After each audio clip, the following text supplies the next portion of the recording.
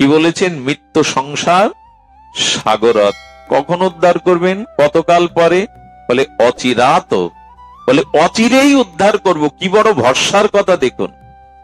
দ্বাদশ অধ্যায় ভক্তিযোগে বলছেন না, মৃত্যু সংসার বৎমিনী, তো কখন উদ্ধার করবে? বলে আমার শরণ নিলে অচিরাত, আমি বিলম্ব করব না তোমাকে উদ্ধার করতে। অচিরাত এই সংসার সাগর হতে। গোবিন্দ বললেন, আচ্ছা সাগর যদি আমি না রাখি, সাগর পার হওয়ার তো ঝামেলা আছে, আমি সাগর রাখবো না। বলে কেন? বলে যে গোবিন্দ চরণে শরণাগতিতে শরণ নেয়, তার কাছে সংসারটা গোষ্পদ তুল্য হয়ে যায়।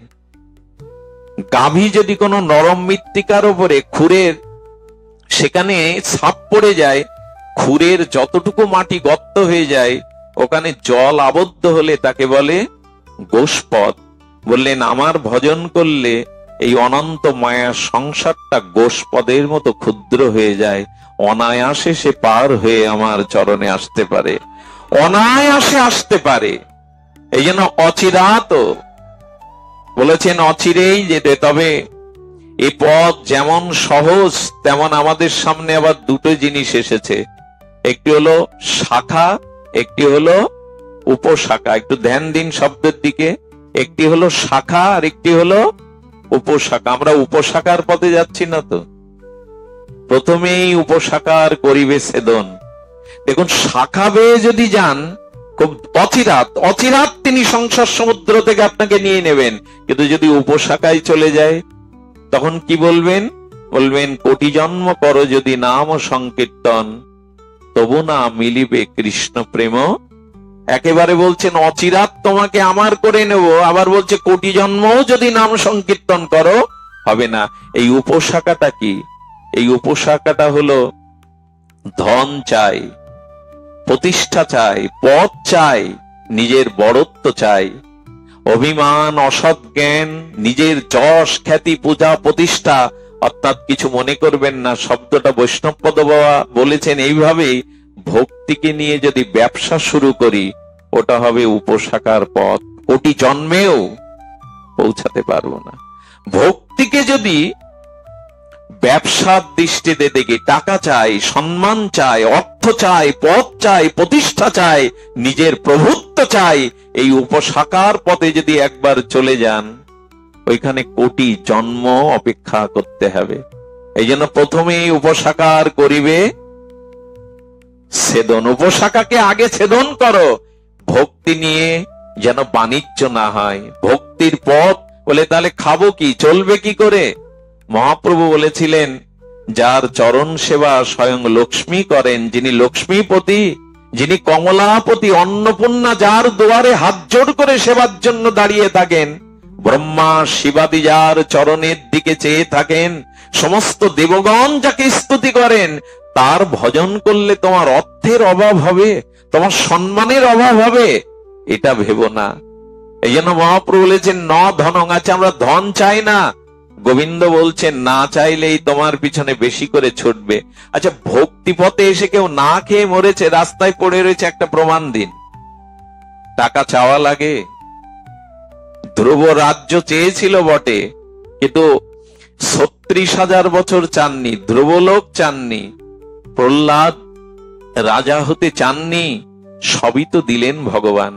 এই জন্য অর্থ চাইতে হবে এমন নয়, ন ধনং ন জনং। জন মানে একেবারে আমার পরিচিতি সারা দেশ, সারা উপমহাদেশে ছড়িয়ে পড়ুক। আরে জন নিয়ে কি করবে তুমি? সম্মান ধুয়ে খাবে যদি গোবিন্দ চরণে ভক্তি না হয়। লোকখ্যাতি উপশাখা তোমার বাধা হয়ে দাঁড়াবে। এই জন্য ন জনং, বহুবিধ মানুষের কাছে পরিচিত হতে হবে, শ্রেষ্ঠ প্রবক্তা হতে হবে, এই আশা করো না। আরে দেখো আমাদের গৌড়ীয় বৈষ্ণবের মাধবেন্দ্রপুরী সম্মানের ভয়ে পালায় যাচ্ছে রাতে। হ্যাঁ, সম্মানের ভয়ে পুরী গেল পালাইয়া। সম্মানের ভয়ে যে আমার জন্য গোপীনাথ ক্ষীর চুরি করেছে, এই সংবাদ যদি সকালে প্রচারিত হয়, সবাই আমার চরণে আসবে, দর্শনে আসবে, তাই রাতের অন্ধকারে তিনি রেমুনা ত্যাগ করলেন। সম্মানের ভয়ে পালিয়ে যাচ্ছেন, এটা চাওয়ার জিনিস। এই জন্য যদি সম্মান চান, সুন্দরী চান, কবিত্ব প্রতিভা চান, যশ খ্যাতি প্রতিষ্ঠা চান, তবে জানবেন আপনি উপশাখায় চলে গেছেন। কোটি জন্ম করো যদি নাম সংকীর্তন, তবু না মিলিবে কৃষ্ণ প্রেম শাখায় এসো। শুদ্ধ ধারায় এসো, পরম্পরা শুদ্ধ ধারায় এসো। এখানে চাওয়া নেই, দেওয়া আছে। এখানে চাওয়ার কিছু নেই, শুধু আছে দেওয়া। আচ্ছা, আপনি চিন্তা করতে পারেন দেওয়া কেন বলছি? হনুমান বুদ্ধি সত্তম, হনুমান জ্ঞানী মধ্যে পৃথিবীর অগ্রগণ্য। হনুমানকে রামচন্দ্র নিজে পুত্র রূপে আত্মসাৎ করেছেন, আর হনুমানকে উনি শঙ্করের অবতার, ভগবান শিবই হনুমতে হনুমান হয়ে প্রভু চরণ সেবায় করেছিলেন। সেই হনুমান রাজ্যহারা, স্ত্রীহারা, কামক সুগ্রীবের সেবা করলেন কেন? এ প্রশ্নের উত্তর আপনাদের কাছে চাইছি। যিনি ভগবান স্বয়ং শিব এবং যিনি জ্ঞানী মধ্যে জগতে অগ্রগণ্য, হনুমানের মতো জ্ঞান জগতে বিরল।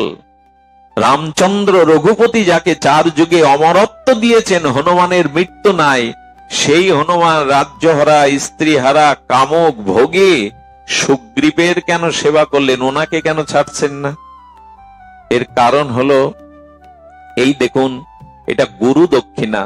আপনাদের মনে পড়ে হনুমান মা অঞ্জনার কোলে ভূমিষ্ঠ হওয়ার পরে সূর্যকে ফল ভেবে আক্রমণ করেছিল খাবো বলে, এবং এত শক্তিমান হনুমান যে সূর্যকেও তিনি, আবার আধুনিক মনস্ক শিক্ষিত মানুষরা বলবেন সূর্য পৃথিবীর এত গুণ বড়, হনুমান তাকে গিলে খেলো কি করে, কানে পুরল কি করে? আসলে সর্বশক্তিমান ভগবত তত্ত্বের কাছে কোনো কিছুই অসম্ভব নয়। ওইখানে আমাদের জাগতিক বিচার চলে না। তো সূর্যকে যখনই খেয়ে ফেলতে, সেদিন থেকে দেবতাদের অনুরোধে, ব্রহ্মার অনুরোধে, শিবের অনুরোধে হনুমান তাকে ফল না মনে করে তাকে সহ্য করেই মুক্ত করে দিয়েছিলেন। সেই দিন ব্রহ্মা, শিবাদি দেবগণ হনুমানকে আশীর্বাদ করেছিলেন। তো সূর্যের তেজকিরণ থেকে হনুমান প্রতিজ্ঞা করেছিল যে একদিন আমি তোমার কাছে বিদ্যা শিক্ষা, বেদ শিক্ষা নিতে যাব। এই হনুমান সূর্যলোকে গিয়েছিলেন সূর্যের কাছে শাস্ত্র শিক্ষা নিতে, গুরুকরণ করতে। তো সূর্যদেব তাকে বললেন, আমি তো পূর্বেই জানি আমাকে যে খেয়ে আসতে গেছে, আমাকে সে গ্রাস করতে পারে, সে আমার কাছে কি শিখবে? তো বললেন, দেখো আমার পিছনে তুমি দৌড়ে পারবে না, সূর্য তো গতিময়, আমার পিছনে তুমি দৌড়ে পারবে না। বললেন, আমি কিভাবে দৌড়াতে হয় গুরুদেব জানিয়ে আপনি আমাকে বঞ্চিত করতে পারবেন না। তখন বলছেন, গুরু শিষ্য সম্মুখে না বসলে বিদ্যা পরম্পরায় ভাগ হয় না, নিতে পারে না। তো আমি তো চলি, তো শিষ্যকে তো গুরুর সামনে, গুরু সম্মুখে থাকে, শিষ্য পশ্চাতে, কিন্তু আমি তো চলছি, পিছনে থাকলে তো শিক্ষা নিতে পারবে না। হনুমান তখন বললেন, আপনি আমার দিকে মুখ করে থাকেন, আমি আপনার মুখ করে থাকলেও পেছনে আমি ছুটতে পারবো। হনুমান পরীক্ষা দিয়েছিলেন বিদ্যা অর্জনের জন্য, সম্মুখে মুখ দিয়ে উনি পেছনে পুরো একটা দিনের মধ্যে সমস্ত বেদশাস্ত্রের ব্যুৎপত্তি জ্ঞান লাভ করেছিলেন। সূর্য আশীর্বাদ করছেন, প্রকৃতই তুমি জ্ঞানী, জ্ঞানীদের মধ্যে অগ্রগণ্য। বলেন, গুরুদেব একটু গুরু দক্ষিণা দিতে চাই। তখনই বলেছিলেন, আমার অংশে ত্রেতা যুগে সুগ্রীবের জন্ম হবে। এই সুগ্রীব হলো সূর্যের অংশ। এই সুগ্রীব যেদিন সর্বহারা হবে, সেদিন তুমি তাকে সেবা করবে, এই আমার গুরু দক্ষিণা। নাহলে ভগবান শিব হয়ে কখনো সুগ্রীবের মতো মানুষকে সেবা করে?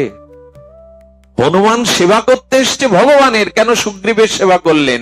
বললেন এই জন্য এটা ওনার গুরু দক্ষিণা। আমি বলি, এই জগতে যদি সেবা না থাকে, আর হনুমানের মধ্যে গুণ দেখবেন, সর্ববলশালী হয়েও, সর্বগুণে অগ্রগণ্য হয়ে হনুমানের মতো বিনয় জগতে কারো মাঝে ছিল না। কোনোদিন অভিমান দেখাননি। মা সীতার সামনে এইটুকু বানর সেজে গেছেন। সীতামা মনে কষ্ট রেখে মুখে হাসি দিয়ে বলছেন, সব বানর কি তোমার সাইজের? বলে, হ্যাঁ মা। তাহলে আর রাবণের হাত থেকে আমার এই জন্মে উদ্ধার হয়েছে, ফিরে যাও, প্রভুকে ফিরে যেতে বলো। বললো, মা তুমি আমার ছোট রূপ দেখলে, বড়টা দেখবে, যদি আদেশ করো দেখায়। পাহাড় পরিমাণ, আকাশ পরিমাণ দিয়ে দেহটাকে প্রলম্বিত করলেন। সীতামা আকাশ পরিমাণ দেখে বললেন, এত বৃহত্তম যখন তুমি ছোট হয়ে এলে কেন? বললেন, মা, ভক্তির সামনে, মায়ের সামনে সন্তানকে ছোট হয়ে আসতে হয়, ওখানে বড় হয়ে যেতে নেই। আমি ছোট হয়েছি মানে এই নয় যে আমি ক্ষুদ্র মা। আচ্ছা, যদি এই প্রশ্ন হয় তুমি এত বলশালী, তো ওই সময় তো সীতাকে কাঁধে করে উদ্ধার করে নদী পার, সাগর পার হয়ে নিয়ে আসতে পারতে, যুদ্ধের কি প্রয়োজন ছিল? হনুমান উত্তর দিচ্ছেন, আমি তা পারি, প্রভুর ইচ্ছায় আমি তা পারি, পারলাম না এই জন্য আমার প্রভুর হাতে রাবণ বধ হয়ে প্রভুর কীর্তি যাতে জগতে ছড়িয়ে পড়ে, প্রভুর মহিমা যাতে জগতে ছড়িয়ে পড়ে, এখানেও তার গুরু চিন্তা, এখানেও তার ইষ্ট চিন্তা। নালে হনুমান পারত পুরো লঙ্কাকে যে পুড়িয়ে দিতে পারে, মা জানকীকে কাঁধে করে সে সাগর পার হয়ে উদ্ধার করতে পারত, কিন্তু চেয়েছিল প্রভুর বিজয়, প্রভুর যশ, প্রভুর খ্যাতি। হনুমানের সেবা ভাবনা আমাদের ভিতরে দেখবেন, বিদ্যা আছে, পাণ্ডিত্য আছে, আমি প্রবক্তা, কিন্তু দৈন্য নেই। শিক্ষার সাথে সাথে, বড়ত্বের সাথে সাথে যার দৈন্যতা আছে সেই ভক্তের অধিকারী, সেই ভক্তির অধিকারী। তুমি যত বড় হও, হনুমানজি বলছেন দৈন্য রাখো। শিক্ষা এবং দৈন্য এ দুটো একসাথে কাজ করলেই সেখানে ভক্তি দাঁড়ায়।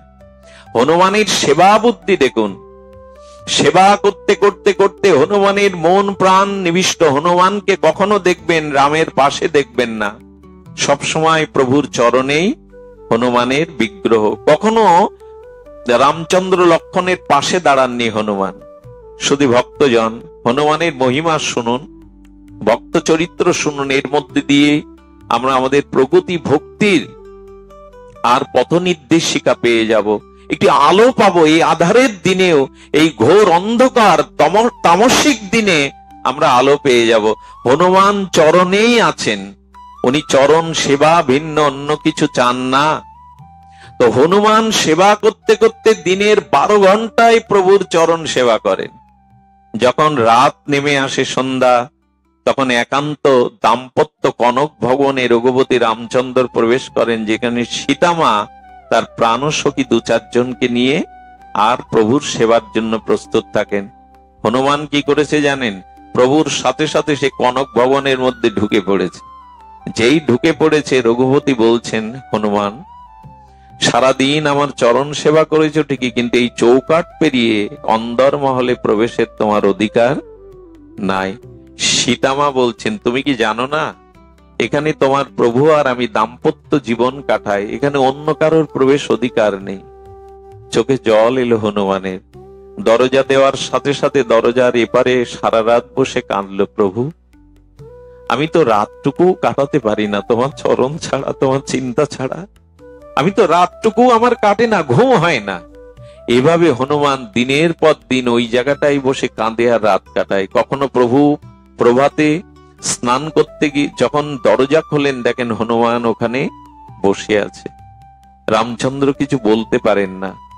এরকম করতে করতে করতে করতে যখন তীব্র সেবা বাসনা জাগলো, 12 ঘন্টা রাতটা আমি এইভাবে থাকতে পারবো না। সরযূ নদীর তীরে বসে প্রভুর রাতের সেবার জন্য আর বিরহে কাঁদছেন। আপনাদের কি জানাবো, হনুমানের বিরহ তপ্ত অশ্রু সরযূর নদীর পুড়ে পড়ে সরযূর জল টকবার করে ফুটতে লাগলো। হনুমান তো সাধারণ নয়, সাক্ষাৎ ভগবান শঙ্কর। জলগুলো ফুটতে লাগলো হনুমানের বিরহে, আর তপ্ত বিরহের অশ্রুতে জলগুলো ফুটতে লাগলো। সরযূ দেবতা প্রকট হয়ে গেলেন, হনুমান বলো তোমার জন্য কি করতে পারি? বলেন, আমি রাতটুকু যাতে প্রভুর কোনো না কোনো সেবায় আসতে পারি, আমাকে সেই ব্যবস্থা করুন। বলেন, তাহলে আমি তোমাকে আজ থেকে সেই বরই দিচ্ছি, দিনের বেলায় তুমি হনুমান হয়ে প্রভুর রাতুল চরণ সেবা করবে, আর রাতের বেলায় মা জানকীর একান্ত সখী চম্পক মঞ্জুরি হয়ে নারী দেহ নিয়ে তুমি যুগলের সেবায় ওইখানে স্থান পাবে। সেই দিন থেকেই তিনি চম্পক মঞ্জুরি রূপে আর অন্দর মহলে মা জানকীর একান্ত সখী হয়ে রাতটুকু সেবা করতেন, আর দিনটুকু তিনি প্রভুর চরণ সেবায় কাটাতেন। আমরা শুধু শুনবো, সেবা শুধু নিতে শিখেছি, হ্যাঁ, সেবা শুধু গ্রহণ করতে শিখেছি। কই ইষ্ট শ্রীগুরু প্রিয় পরমের সেবা এভাবে নিবেদিত কই। আর এই সেবার জন্য আপনারা জানেন, অঙ্গদ রাজ্য নিয়ে নিল, সুগ্রীব কিষ্কিন্ধার রাজা হলো, বিভীষণ লঙ্কার অধিপতি হলো। কে পায়নি রাজ্য? প্রভুর চরণে যারা গেছে কাউকে বঞ্চিত করেনি। একমাত্র হনুমান প্রভুর কাছ থেকে ইহকালে পরকালে তার চরণ সেবা ছাড়া কোনো রাজ্য, কোনো মন্ত্রীর পদ, কোনো বড় উপাধি তিনি চাননি। এই জন্য হনুমানের দিকে রামচন্দ্র তাকাতেন না। আপনাদের মনে পড়ে সেই লীলা, রামচন্দ্র বারবার হনুমানের দিকে দৃষ্টি দিতে গিয়ে চোখ ফিরিয়ে সীতার দিকে দৃষ্টি দিচ্ছেন। রাজসভার মধ্যে মা জানকী কয়েক ঘন্টা এই দৃশ্য অবলোকন করলেন। সীতামা দেখছেন যে রাম রঘুপতি তার প্রিয় পরম হনুমানের দিকে দৃষ্টি দিতে গিয়ে চোখ ফিরিয়ে নিচ্ছেন, বারবার সীতার দিকে তাকাচ্ছেন, আর উনি বিব্রত হচ্ছেন। নিশীতে সেবাতে বললেন, প্রভু হনুমান আপনার কি হয়? বলে, জানো সীতা, লক্ষণের থেকে হনুমান আমার প্রিয়, আমার আত্মসম পুত্র। বলে, পুত্রের দিকে কি পিতা দৃষ্টি দেয় না? পুত্রের মুখবদন কি পিতা দেখে না? বলে, অবশ্যই দেখে। বলে, আপনি কেন সারাদিন হনুমানের দিকে দৃষ্টি দিতে গিয়ে আমার দিকেই দৃষ্টি দিচ্ছিলেন? কেন আপনি হনুমানের দিকে তাকাতে পারছিলেন না? আপনার কথাটি ধ্যান দিয়ে শুনুন, প্রাণ দিয়ে শুনুন, এই কথাটি হৃদয়কে স্পর্শ করবে। রামচন্দ্রের চোখে সজল হয়ে এলো, জানো সীতা, হনুমানের দিকে আমি তাকাতে পারি না এই জন্য, এই পৃথিবীতে যদি কেউ কারো সেবা শুধু নিয়েই যায়। আচ্ছা, তুমি আমার একটা প্রশ্নের উত্তর সমাধান দাও। যদি কোনো মহাজনের কাছ থেকে কেউ কিছু অর্থাদি সম্পদাদি বস্তু আদি ধার নেয়, সেই ধার যদি শোধ না করতে পারে মহাজনের, তবে সেই ঋণগ্রস্ত ব্যক্তি মহাজনের চোখে চোখ দিয়ে কি তাকাতে পারে? প্রভু তার মানে বলেন, সারাটি জীবন হনুমান আমার চরণ সেবা ছাড়া আমার কাছ থেকে কোনো কিছুই চায়নি। তাই যে ভক্ত নিষ্কিঞ্চন হয়ে আমার কাছে শাস্তি, সারূপ্য, শালক্য, সামীপ্য, ধর্মত্ব, কাম্যক্ষ না চেয়ে একমাত্র আমার চরণ সেবা চাই, ওই ভক্তের কাছে আমি ঋণী হয়ে যাই, সেই ভক্ত আমার কাছে মহাজন হয়ে যায়। আমি কোন লজ্জায়, কোন দৃষ্টিতে হনুমানের দিকে তাকাবো? আমি তার কাছে ঋণী। সীতামার চোখে জল ভরে গেল। প্রভু সত্যিই তো। উদ্ধবজিকে ডেকে দ্বারকানাথ শ্রী গোবিন্দ বললেন, উদ্ধব, আমি আমার মুনি শান্ত নির্বৈর এই জাতীয় ভক্তের পেছনে পেছনে চলি, কেন বলতে পারো? উদ্ধব বলছেন, তুমি ভক্তকে শ্রেষ্ঠ মনে করো, তাই শ্রেষ্ঠ আগে চলে, আর শ্রেষ্ঠের পরে আর যারা তারা পথগামী হয়ে চলেন। বলেন, এইটাও ঠিক, কিন্তু আমি সেজন্য ভক্তের পিছনে চলি না। আজ স্বয়ং গোবিন্দ এই পুরুষোত্তম তিনি বলছেন, শোনো উদ্ধব, আমি আমার ভক্তের পেছনে চলি এই জন্য, ভক্তের পায়ের ধুলোটা উড়ে যাতে আমার অঙ্গে এসে পড়ে। উদ্ধব একথা মেনে নিতে পারছেন না। উদ্ধব একথা মেনে নিতে পারছেন না যে ভক্তের চরণ ধুলি তোমার অঙ্গে মস্তকে এসে পড়বে বলে তুমি ভক্তের পিছনে চলো। বললেন, হ্যাঁ উদ্ধব, শোনো, আমি আমার ভক্তকে চিরদিনই আর আমার ভজনের অনুকূল আমি তাকে কিছু দিতে চাই। কৃষ্ণকে জল তুলসী দেয় যেই জন, তার ঋণ শোধ করিতে কৃষ্ণ করেন চিন্তন।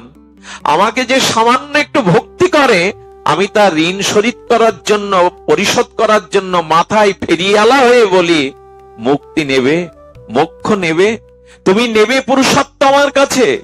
আমার ভক্তের শুধু একটাই প্রার্থনা, দিও মানাং না গৃহান্তি বিনা মৎ সেবনং বিনা। প্রভু তোমার চরণ সেবা বিনা ইহকাল পরকালে আমি কারো কাছে কিছু চাই না, শুধু চাই তোমার চরণ সেবা। উদ্ধব বলতে পারো, ওই ভক্তের কাছে আমি ঋণী হয়ে যাই, আর ওই ঋণ আমি শোধ করতে পারি না। তবে জানো, মহাজনের কাছে ঋণগ্রস্ত ব্যক্তি ঋণ শোধ না করতে পেরে মাঝে মাঝে মহাজনের চরণ বুকে ধরে, মাথায় ধরে, আর মহাজনের চরণে পড়ে যায়। তাতে মহাজনের হৃদয়ে কিছুটা দয়া, করুণার আর্দ্র হয়, আর তখন তাকে সে ক্ষমা করে দিতেও, ঋণ মুক্ত করতেও পারে। তো আমি আমার নিষ্কিঞ্চন শুদ্ধ সেবক ভক্তের কাছে আমি চিরকাল ঋণী। সেই ঋণ শোধ করতে তো পারি না, তাই মনে করি মাঝে মাঝে ওর চরণ ধুলিটা আমার অঙ্গে আসে যদি মাখে, আমি কিছুটা ঋণ মুক্ত হব। সেবার এই মহিমা, সেবা ছাড়া আছে কি? কিন্তু সেবা দিতে তো শিখিনি, সেবা নেওয়ার জন্য ব্যাকুল হয়েছি সারা জীবন। আজকে এটা নির্জান তিথি, বিরহ তিথি, এই জন্য একটু বলতে হয়। ঠাকুর হরিদাসকে মহাপ্রভু স্পর্শ করতে গিয়ে ঠিক এই একই লীলা, একই শব্দ যোজনা করেছেন। প্রভু কহে তোমা স্পর্শী পবিত্র হইতে, তোমার পবিত্র গুণ নাহি তো আমাতে। হরিদাসকে যখন আলিঙ্গন করতে যাচ্ছে, হরিদাস বারবার পিছিয়ে যাচ্ছে।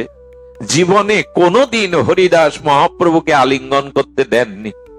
জীবনে যতবার প্রভু তাকে বক্ষে আলিঙ্গনবদ্ধ হওয়ার জন্য এগিয়েছেন, তত পামর বলে, নিচু বলে, অধম বলে পিছিয়ে গেছেন।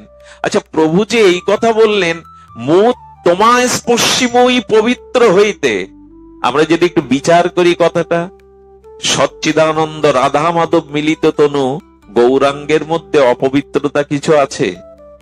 একটু উত্তর দিন, আছে কি? শ্রীকৃষ্ণ চৈতন্য মহাপ্রভু যিনি রাধা কৃষ্ণ মিলিত তনু, তার মধ্যে অপবিত্র কিছু আছে? তো প্রভু কেন নিজ মুখে এই কথা বলছেন, তোমায় স্পর্শিময়ী পবিত্র হইতে? তার মানে আমার ভিতরে অপবিত্রতা আছে, আমি তোমাকে স্পর্শ করছি পবিত্র হব বলে। প্রভু একটু ভেবে কথা বলো। আমরা যদি তোমার কাছে জানতে চাই তোমার মধ্যে হেয় কি আছে, অপবিত্রতা কি আছে, প্রভু তার উত্তর দিয়েছেন। ওই কথাটাই এই কথার সামঞ্জস্য। প্রভু বলছেন, হরিদাস, আমার সুখের জন্য, হরিনামের জন্য তুমি কোনোদিন ঘর বাঁধনি। সেই শিশুকালে পিতামাতা হারিয়ে তুমি লোকের দুয়ারে দুমুটো পচাবাসী অন্যের জন্য গাভী রেখে, মেষ রেখে বেড়াতে। আর এই মেষগুলো, গাভীগুলো লোকের ফসল ক্ষতি করলে তোমাকে ধরে তারা পেটাতো। পিতাহীন, মাতাহীন, আশ্রয়হীন, এমনি করে কষ্ট পেয়েছো তুমি। যেবে ভাগবতে গিয়ে বসলেন একদিন, ভাগবতে গিয়ে শুনছেন, পাঠক বলছেন, যার কেহ নাই তুমি আছো তার। এই মন্ত্র শুনে হরিদাস সেদিন ত্যাগ করে বেনাপোল জঙ্গলে গিয়ে ভজন শুরু করেছিল। যার কেহ নাই তুমি তো তার আছো। সারাতে জীবন সে কখনো কুঠির বাঁধেনি। হরিদাস কি পড়ত জানেন? লোকের ফেলে দেওয়া কাপড়ের একটা অংশ লজ্জা নিবারণের জন্য গঙ্গা জলে ধুয়ে পড়ত। জীবনে কখনো গায়ে কিছু চড়াননি, জীবনে কোনোদিন কোনো প্রসাধনী। আচ্ছা, পুরীতে যে এত বছর থাকলেন, সিদ্ধ বকুলের তলায় যে সিদ্ধ বকুল আজও মহাপ্রভুর লীলার সাক্ষী হয়ে আমাদের মাঝে বেঁচে আছে। মহাপ্রভু একদিন জগন্নাথের দন্তকাষ্ঠ প্রসাদী বকুল কাষ্ঠ দিয়ে দাঁত মাজছেন। সেই দন্তকাষ্ঠটা মহাপ্রভু বালির মধ্যে রোপণ করে দিয়ে বললেন, তুমি ফুলে ফলে পল্লবিত হয়ে ওঠে। আমার হরিদাস ঘর বাঁধবে না, আমার হরিদাস এখানেই এসে প্রভুর নাম করবে। আমার হরিদাসকে তুমি বৃষ্টিতে ঝড়ে ছায়া দিও। সেই সিদ্ধ বকুল আজও সাক্ষী দিচ্ছে। মহাপ্রভু হরিদাসের জন্য সিদ্ধ বকুল রচনা করলেন। তুমি এখানেই বসে নাম করো, তুমি আমার কাছে না যেতে পারো, আমি তোমার কাছে আসব। সারাটি জীবন হরিদাস ভালো কিছু মুখে আহার দেয়নি, ভালো স্থানে শয়ন করেনি।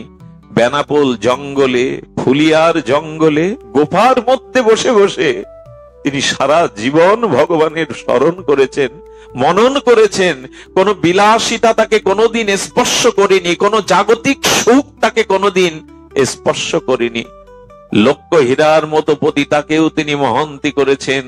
মায়া দেবী মোহিনী রূপ ধরে ফুলিয়ার গঙ্গার তীরে চাঁদনি রাতে, স্নিগ্ধ জ্যোৎস্না রাতে নূপুর ধ্বনি তুলে সামনে 3 দিন হেঁটেছে। যার রূপ দেখে দেবতাগণ, ঋষি মুনিগণ পথহারা হয়ে যান। সেই হরিদাস ঠাকুর 3 দিনেও মায়াদেবীর দিকে তাকাননি। মায়াদেবী বলছেন, বাবা তোমার হরিনামের কি শক্তি! আমি মন্ত্র পেয়েছি, হরিনাম পেয়েছি, কিন্তু এমন হরিনাম, এমন হরিনামের মহিমা আমার জানা নেই। আজ থেকে তুমি আমায় শিষ্য করো। এই হরিদাস, তাকে মহাপ্রভু বলছেন, তোমায় স্পর্শিময়ী পবিত্র হইতে। প্রভু তোমার মধ্যে অপবিত্রতা কোথায়? অপবিত্রতার ব্যাখ্যা দিয়েছেন গৌড়ী আচার্যগণ।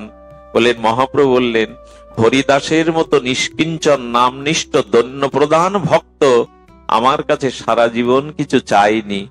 তাই হরিদাসের ত্যাগ ও সেবা দৈন্যের কাছে আমিও ঋণী। ওই একই কথা, আমি ঋণী বিধায় নিজেকে অপবিত্র জ্ঞান করি। তাই হরিদাস, তোমাকে জড়িয়ে ধরতে চাই, যদি তোমার পরশে আমি পবিত্র হই। ভক্তের জন্য ভগবানের এই যে মহাবাণী, যে আমি তোমাকে দিতে পারিনি, কোনো সুখ দিতে পারিনি, জগতে কোনো কিছু চাওয়া পাওয়া তোমার নাই, তাই তোমাকে স্পর্শ করলে যদি আমি পবিত্র হতে পারি। কবে বুকে নিয়েছিলেন জানেন? হরিদাস যেদিন দেহ রক্ষা করেন, ওই দিন মহাপ্রভু হরিদাসের তনুপ্রভু কোলেতে উঠাইয়া অঙ্গনে নাচেন প্রভু প্রেমাবিষ্ট হইয়া। হরিদাস যেদিন প্রভুর চরণ, কমল চরণ বুকে ধারণ করলেন, নয়ন ভৃঙ্গ দিয়ে প্রভুর কমল বদন দর্শন করলেন, জিহ্বায় শ্রীকৃষ্ণ চৈতন্য উচ্চারণ করতে করতে নামের সহিত প্রাণ উৎক্রমণ করলেন, সেই দিন মহাপ্রভু হরিদাসের নিথর দেহটা বুকে নিয়ে আর তিনি বারবার চুম্বন করছেন, বললেন, হরিদাস আমার, হরিদাস আমার, এই হরিদাসের ভাগ আমি কাউকে দেব না। অঙ্গনে নাচেন প্রভু প্রেমাবিষ্ট হইয়া, প্রেমের আবশে প্রভু চুম্বন করছেন, নৃত্য করছেন। আজ কি বলছেন জানেন? কাঁদতে কাঁদতে হরিদাস বললেন, হরিদাসকে বলছেন মহাপ্রভু, আজ বাধা দেবে না, আজকে পিছিয়ে যাবে না হরিদাস, এই দেখো আমি তোমাকে বুকে নিয়েছি, জড়িয়ে ধরেছি, আজকে পিছিয়ে যাবে না তুমি। শোনো হরিদাস, আমি তোমার আগে যেতে চেয়েছিলাম, কিন্তু আমার ইচ্ছা তোমার ইচ্ছার কাছে পরাজিত হয়ে গেছে। ভক্ত আর ভগবান এক জায়গায় যে ইচ্ছা পোষণ করেন, ভগবান চিরকাল পরাজিত হয়ে ভক্তের ইচ্ছার প্রাধান্য ভক্তকে জিতিয়ে দেন। হরিদাস, আমি তোমার আগে যেতে চেয়েছিলাম, কিন্তু আমি পারলাম না, তোমার ইচ্ছা শক্তির কাছে আমি পরাজিত। তবে শোনো হরিদাস, আজকে আমায় বাধা দিতে পারবে না, তুমি চেয়েছিলে আমার আগে যাবে, তোমার ইচ্ছা পূর্ণ হয়েছে। হরিদাস, আমার মনে হয় আজ তোমার ইচ্ছা পূরণের দিন নয়, আজ আমারও ইচ্ছা পূরণের দিন। কত বছর ধরে মনে করেছি তোমাকে বুকে নেব, সেই ইচ্ছা আজ আমার পূরণের দিন। আজকে শুধু তোমার ইচ্ছা পূরণ হচ্ছে না, আজ আমার ইচ্ছা পূরণের দিন। প্রভু হরিদাসের দেহ অঙ্গনে নিয়ে নাচছেন, নৃত্য করছেন প্রেমাবেশে। বেলা গড়িয়ে গেল, আর মহা অনুভবী মহাপ্রভুর প্রিয় পরিকর বলছেন মহাপ্রভুকে, স্বরূপ দামোদর বলছেন, প্রভু হরিদাসের দেহটা দাও, ওর অন্ত্যেষ্টিক্রিয়া বাকি আছে। এইভাবে তুমি তো যা দেহ নিয়ে যদি জড়িয়ে রাখো, মৃত ব্যক্তিকে দেখলে মনে হয় স্নান করে, মরা দেখতে গিয়েছিলাম এই উপাধি দেয়, স্নান না করে ঘরে ওঠে না। আর প্রভু বুকে নিয়ে চুম্বন করছেন, জড়িয়ে ধরছেন। ভক্ত ভগবানের কাছে কত প্রিয়। হরিদাসের সেই নিতর দেহটাকে প্রভু ছাড়ছেন না।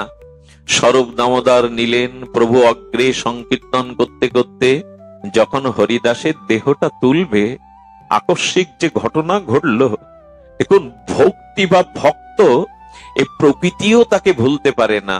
মহাপ্রভু হঠাৎ তাকিয়ে দেখলেন, সিদ্ধ বকুল থেকে কয়েকটা ফুল ঝরে ঝরে হরিদাসের বদনে বুকে পড়ছে। সেই ফুলের সাথে বিন্দু বিন্দু, তখন তো বেলা দ্বিপ্রহর, বিন্দু বিন্দু জলকানা হরিদাসের দেহে পড়ছে।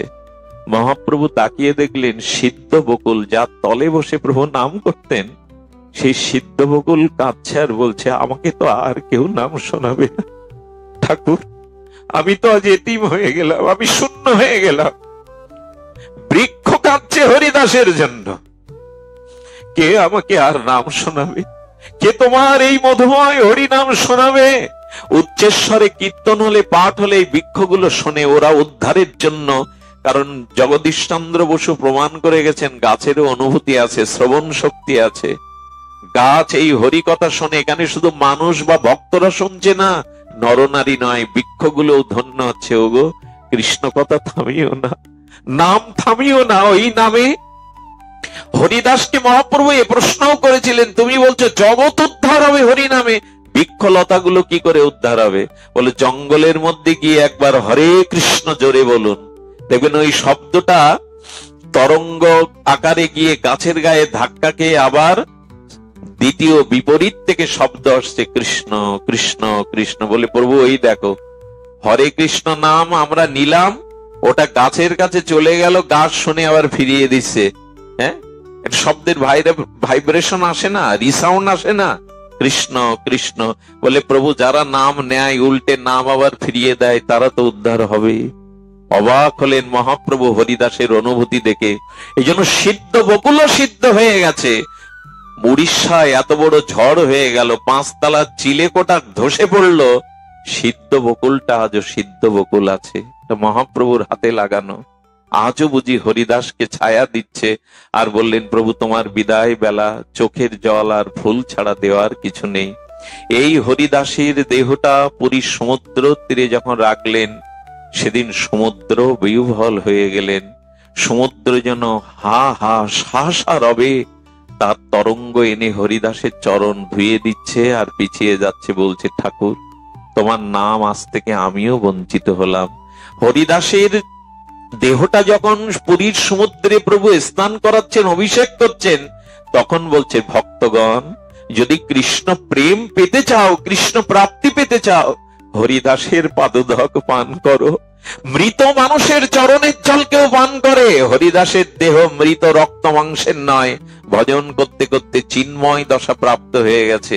তাই বললেন, হরিদাসের পাদদক পান করলে অচিরেই তার কৃষ্ণ প্রাপ্তি, কৃষ্ণ ভক্তি হবে।